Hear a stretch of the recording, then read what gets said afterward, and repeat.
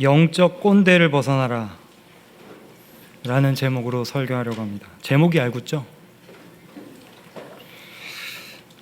최근에 참 많은 이슈가 된 책이 한 권 있는데 이 책을 보고 제가 이 제목을 짓게 됐습니다. 화면 한번 보여주시겠어요? 네, 90년생이 온다. 유명하죠?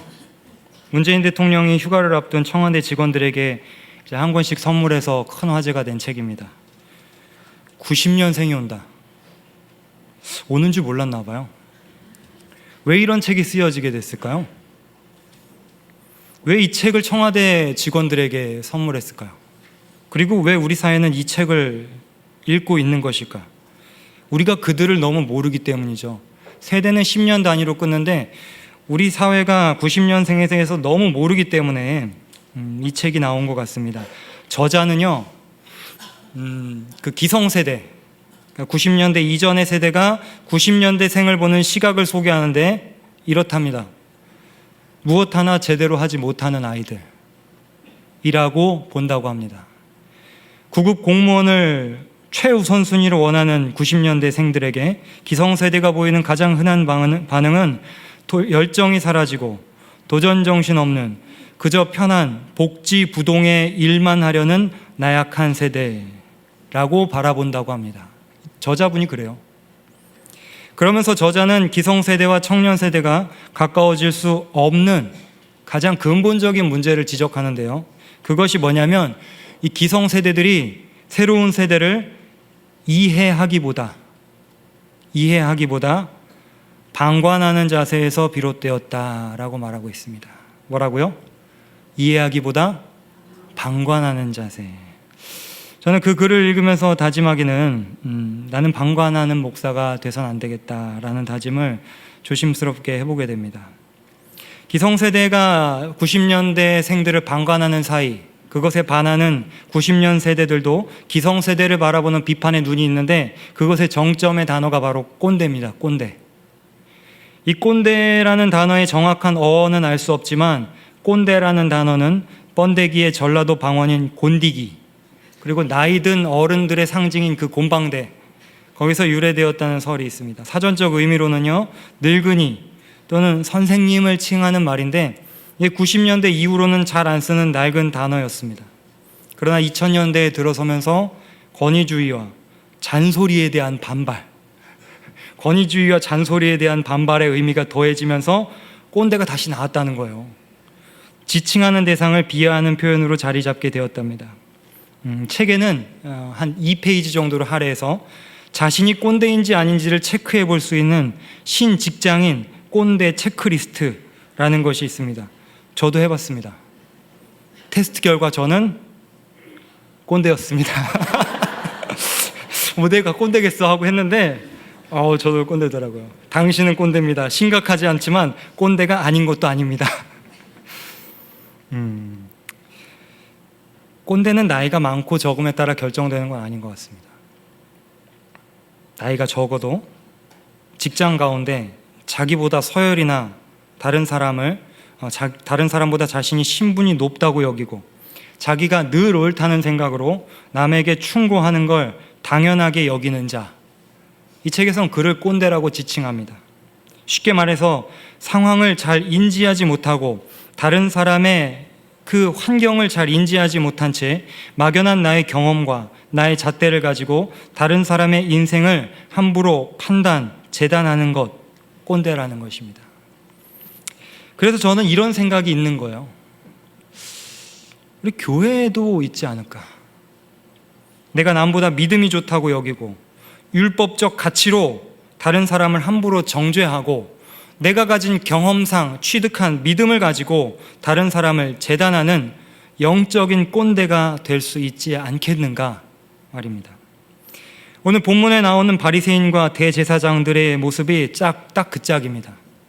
예수님 시대의 바리새인과 대제사장들은 하나님을 제일 잘 안다고 자신하면서도 예수님과 그를 보내신 아버지 하나님을 알지 못한 채 자신의 율법과 잣대로 그 진리를, 그 뜻을 제한하는 지경에 이르렀습니다. 한 예로 오늘 본문 앞에 전에 예수를 찾아온 적이 있었던 니고데모가 그들에게 하는 말을 보십시오. 51절에 우리 율법은 사람의 말을 듣고 그 행한 것을 알기 전에 심판하느냐? 우리 율법이 언제 사람 말을 듣고 그 행한 것 알기 전에 심판했느냐? 비판의 소리를 내었지만 마음에 굳게 닫힌 빗장을 거두기에는 역부족이었습니다. 그 가운데 바리새인과 서기관들이 간음 중에 붙잡힌 여인을 예수께 데리고 옵니다. 법대로 하면 여인은 이미 죽은 목숨이지만 바리새인과 서기관들이 이 여인을 미끼로 예수를 공격하기 위해 이렇게 데려온 것입니다. 4절에서 5절 우리 화면 보시면서 함께 읽도록 하겠습니다. 선생이여, 예수께서 말하되 선생이여, 이 여자가 간음하다가 현장에서 잡혔나이다. 모세는 율법에 이러한 여자를 돌로 치라 명하였거니와 선생은 어떻게 말하겠나이까. 네. 모세는 돌로 쳐 죽이라고 했는데 당신은 뭐라 할 겁니까? 라고 질문합니다. 예수님 입장에서는 참 곤란한 질문이에요. 왜 곤란한 질문이냐면 그 여인을 죽이라 하면 사랑을 전하시는 예수님의 말씀이 무색하게 되는 것이고, 또 하나는 법적으로 당시에 사람을 죽일 수 있는 사형 판결은 오직 이 로마 총독만이 할 수 있었습니다. 로마의 속국이기 때문에 그 재판의 판결을 내리는 것은 로마의 권한이었는데 예수님이 여기서 사람을 죽이라고 하면 바로 신고해서 연행되는, 반대로 살려주라 하면 어떻게 되는 거죠? 유대인이 생명처럼 여기는 모세의 율법을 어기는 것이고 자신의 말씀을 번복하는 것이기 때문에 그 선동할 미끼를 주는 것입니다. 그러니까 죽이라고 할 수도 없고 이거 뭐 살리라고 할 수도 없는 아주 고약한 그런 간교한 상황을 바리새인과 서기관이 예수의 앞에 던져놓은 것입니다. 근데 오늘 예수님께서는 그 가운데에서 이 간음한 여인에게 돌을 던지려고 서 있는 바리새인과 서기관들에게, 그리고 더 나아가서 오늘 이 말씀을 읽는 우리 자신과 또 여러분에게 영적 꼰대의 길을 벗어날 수 있는 두 가지를 제시하고 계십니다. 첫 번째는 바로 도덕적 우월주의를 버려야 한다는 것입니다. 같이 한번 읽어볼까요? 도덕적 우월주의를 버려야 한다. 네. 요한복음 8장 7절입니다. 같이 한번 읽겠습니다. 그들이 묻기를 맞이 아니하는지라 이에 일어나 이르시되 너희 중에 죄 없는 자가 먼저 돌로 치라 하시고. 네. 자, 죄 없는 자가 돌로 치라고 하신 아주 현명하신 말씀으로 바리새인과 서기관들의 계략을 받아치셨습니다. 저는 이 죄 없는 자가 돌로 치라는 말씀을 읽으면 읽을수록 참 느껴지는 바가 많습니다. 요즘 한국교회가 정말 어렵다는 말을 많이 하죠. 수많은 청년과 청소년들이 교회를 떠나고 있고 예수를 믿지만 교회는 안 나가 하는 가난한 교인을 양성하고 있습니다. 어림잡아 10만이라고 합니다. 그들이 왜 교회를 떠날까요? 물론 이 시대에 사람들의 이기적인 특징이 있는 것도 많습니다. 청년과 청소년들에게 이기적인 특징이 있는 것도 많고, 또 나는 교회에 상처받았어, 지극히 개인주의적이고 자아실현이 중요하고 개인의 만족과 행복을 중요시하기 때문에 교회를 떠나는 이유도 있습니다. 그러나 저는 개인적으로 그들이 왜 교회를 떠나는지 알고 싶어서 교회를 떠나는 사람들의 이야기를 들어보면 왜 교회가 싫습니까? 이렇게 물으면 그 친구들, 그분들이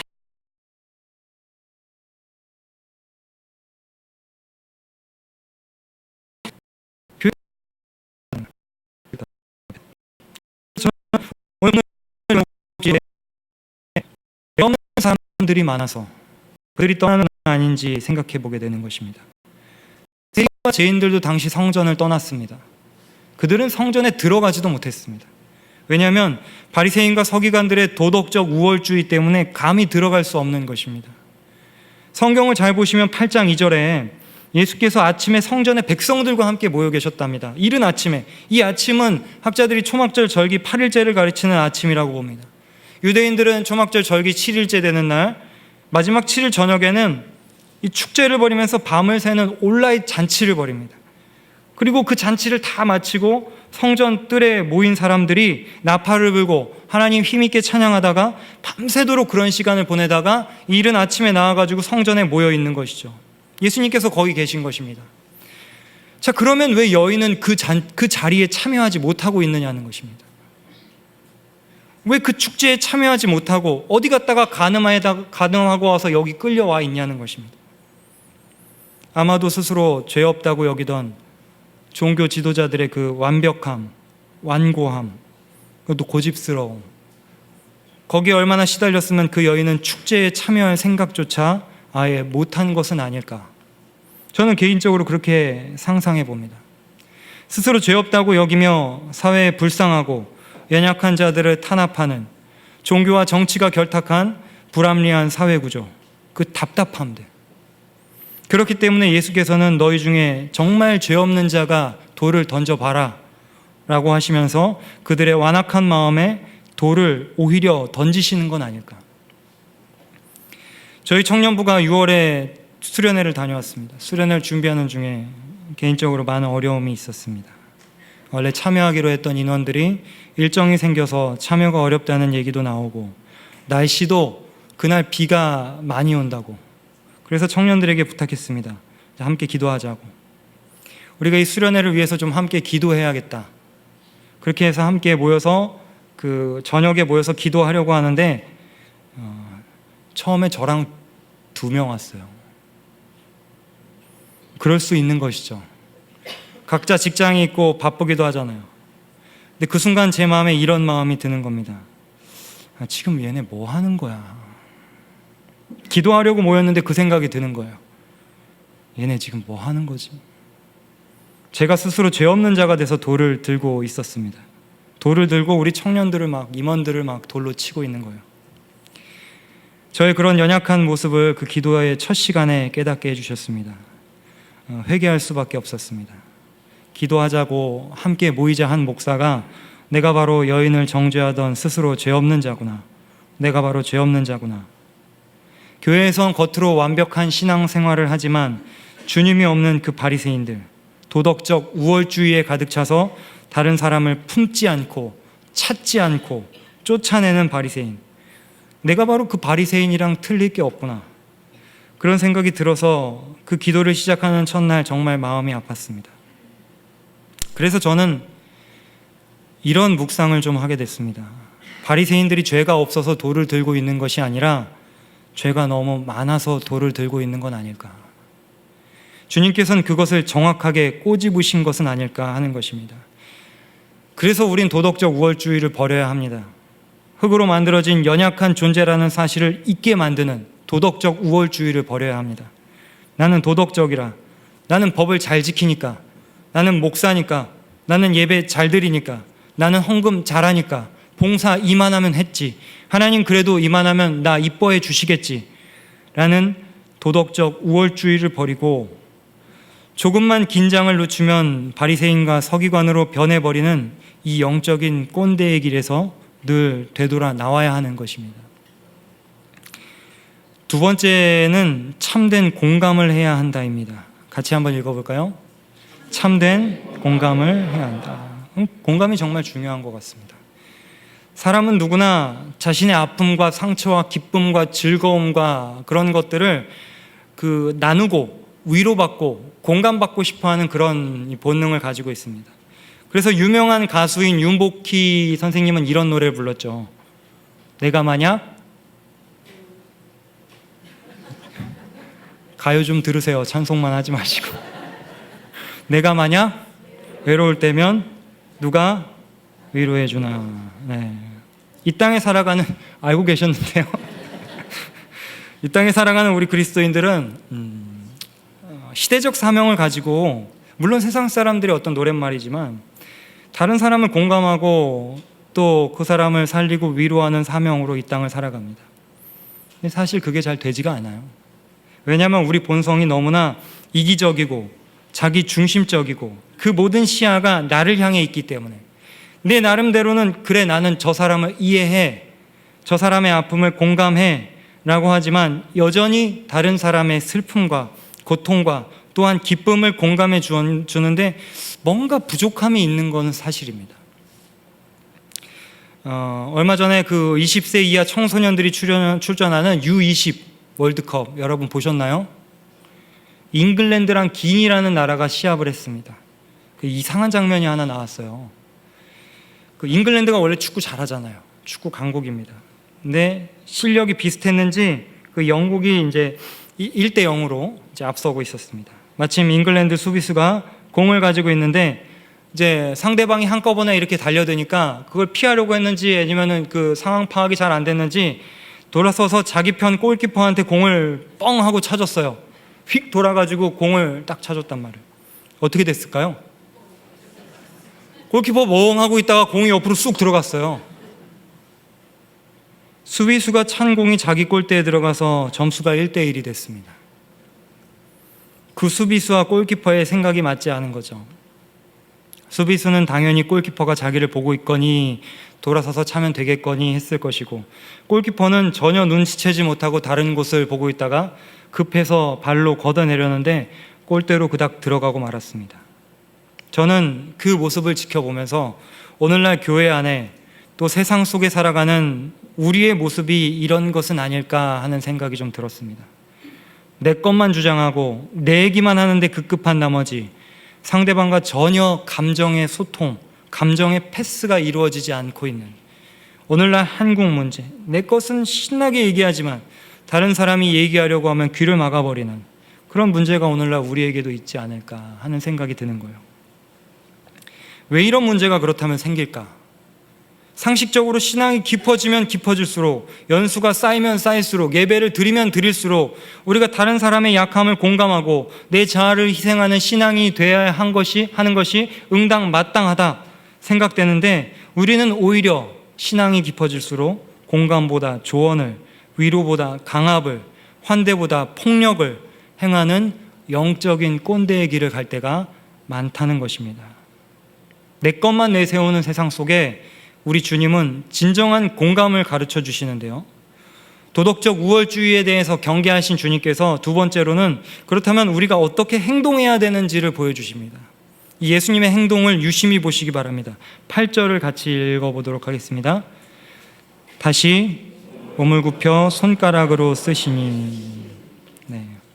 죄 없는 자가 돌로 쳐라 하신 주님께서 이제 몸을 굽혀서 땅에 뭔가를 쓰시는데, 이 땅바닥에 몸을 왜 굽혀서 이걸 쓰셨을까요? 이제 어떤 주석가들은 이 행동이 바리새인과 서기관들이 이거 너무 걸토당토 않는 얘기를 하니까, 주님께 이 질문 같지 않은 질문을 계속하니까 주님이 이거 그냥 그들을 무시하는 것이다. 그래서 듣지 않고 땅에 무언가를 쓰신 것이다. 그렇게 설명하기도 하는데 저는 그렇게 생각하진 않아요.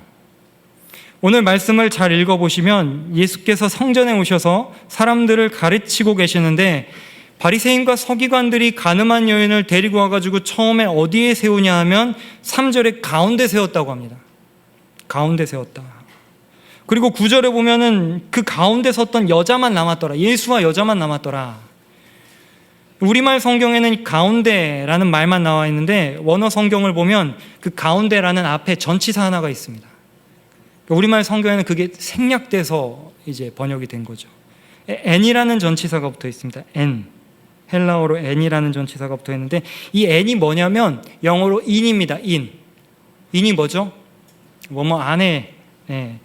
헬라어 단어 n이 이제 in이 된 것인데, n에는 어떤 뜻이 있냐면 굉장히 가까이 있다는 뜻이 있습니다. 어떤 지근거리.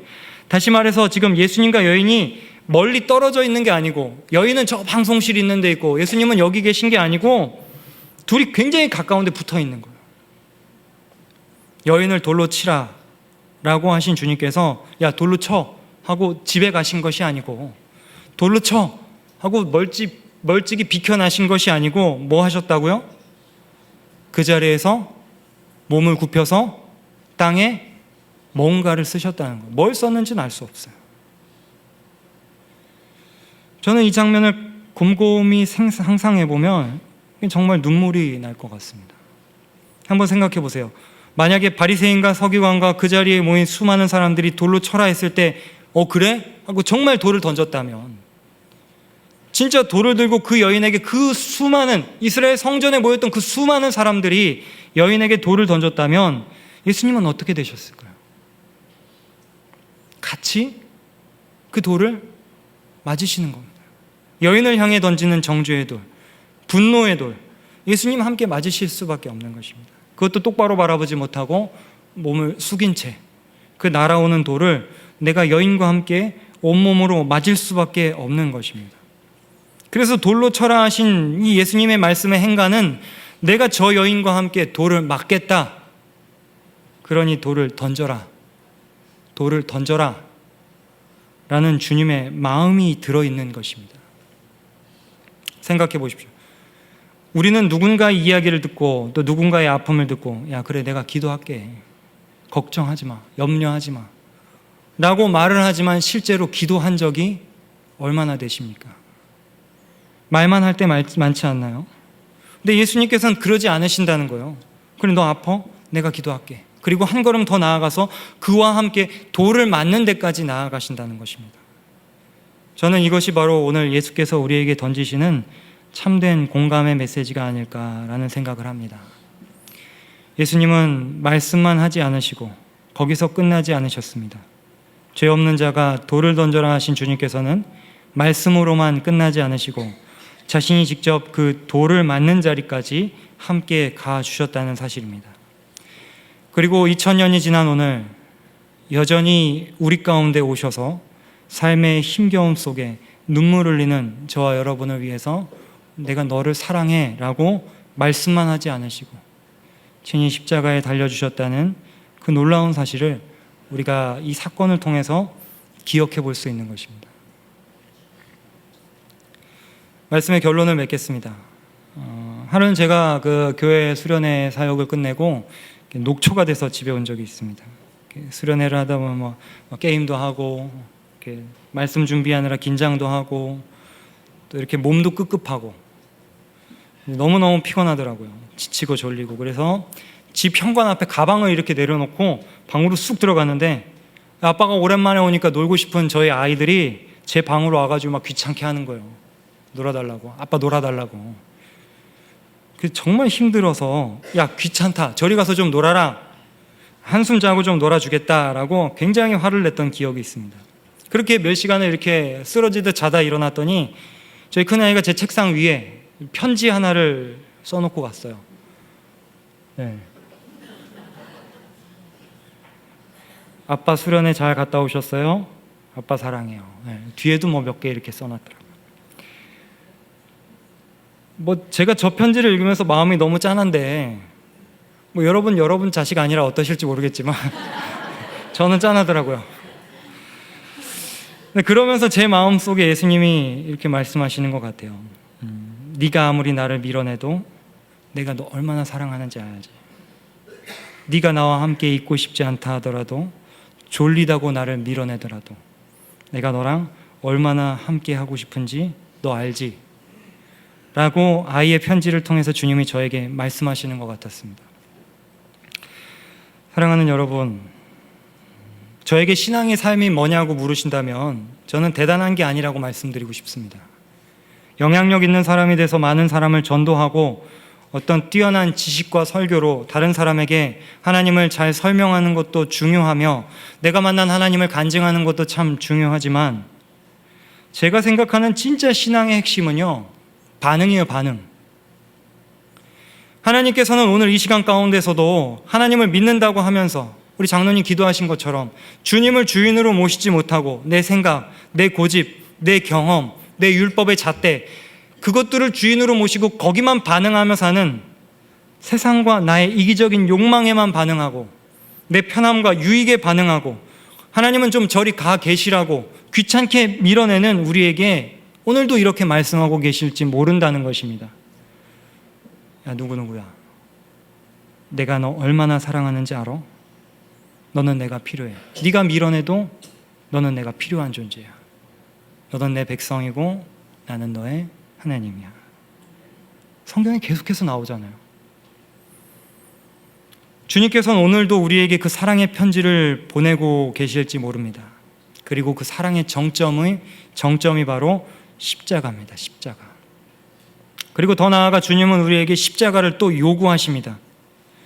그래서 저는 우리가 오늘 함께 나눈 도덕적 우월주의를 버리고 겸손하게 다른 이와 함께 참된 공감을 이루는 것, 이것이 바로 이 시대의 주님과 함께 십자가의 멍에를 지는 것이 아니겠나 생각되는 거예요.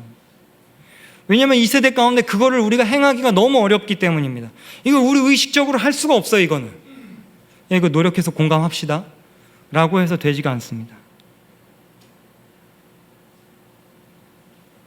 해도 되지 않아서 기도하고, 해도 되지 않아서 눈물 흘리고, 해도 되지 않아서 안타까워하며 날마다 우리를 찾아오신, 내가 밀어내도 나를 찾아오시고, 내가 밀어내도 나를 사랑하시고, 내가 밀어내도 나를 위해 죽어주시고, 나를 밀어내고 나를 안아주신 그 십자가를 바라보면서 그 길로 따라가는 수밖에 없는 것 같습니다.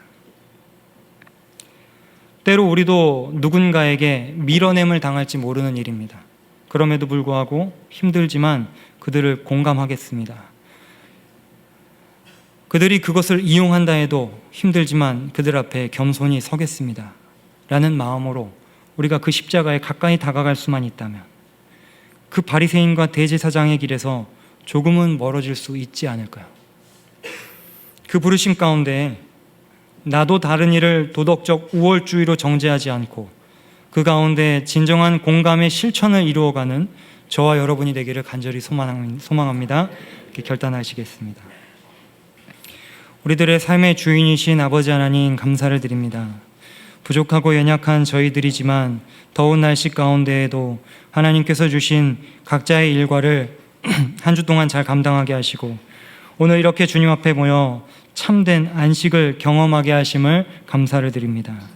이 예배를 통해 주님의 뜻과 우리를 향하신 놀라운 계획을 알게 하시고 우리가 그 뜻을 실천하며 하나님 나라를 이루어갈 수 있는 저와 여기 계신 모든 성도들이 될 수 있도록 주께서 붙잡아 주시옵소서. 죄 없는 자가 돌로 치라는 주님의 말씀을 기억하며 한 주 동안 정죄의 마음을 품기보다는 그럴 수도 있지라는 이해와 공감의 심령이 되게 하시고 삶의 현장에서 오늘 들은 말씀이 살아 움직이는 능력이 나타날 수 있도록 성령께서 이끌어 주시옵소서. 살아계신 예수님의 이름으로 간절히 기도합니다.